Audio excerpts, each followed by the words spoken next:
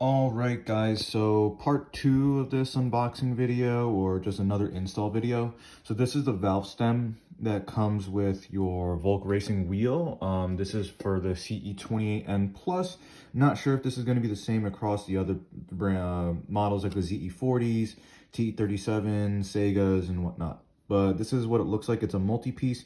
So you have your cap right there. You have two sets of bolts, and then you have your washer right there. So this is going to be a multi-piece. So I'm going to start by taking this apart. So just to break it down all together, you have your four components. You have the actual valve stem. You have two screws, bolts, whatever these things are, right? One's larger like this, and one is smaller. You have one washer right here, and then you have the actual cap, which is actually nice and engraved with rays, which is super cool. So on the back of the valve stem, you can see here there's a flat point for a flathead. So I have a flathead and a 1/4-inch ratchet to keep everything together. So remember, first we're gonna install this into the hole, which is like right there, right? And then we're gonna put the washer on top on the other side over here.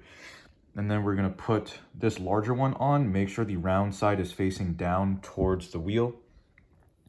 And then we're going to put the secondary washer ring thing on to secure this once we tighten it down.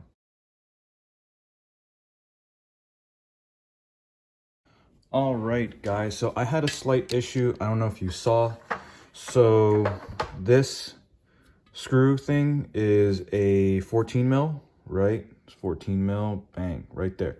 But the problem is you can see it hits the lip of the rim. So what I'm gonna do instead in order to secure that is I am going to grab a open end wrench so that I can use this flathead and tighten this area down here while holding that. And then per the instructions here, it says turn the valve approximately 90 degrees after fastening point. Tightening the valve cap too much can result in air leaks, which I totally get. So yeah, it looks pretty good, but again, I want to make sure that's nice and tight. And then after that, we're going to secure it with this extra bolt right here, and then that should be it. So I've come into a slight problem. I do not know where my 14 open is. So what I'm going to do is I'm just going to use a piece of paper, napkin to like push up against there or something, just so I don't scratch my brand new rims. And then we're going to go at this again.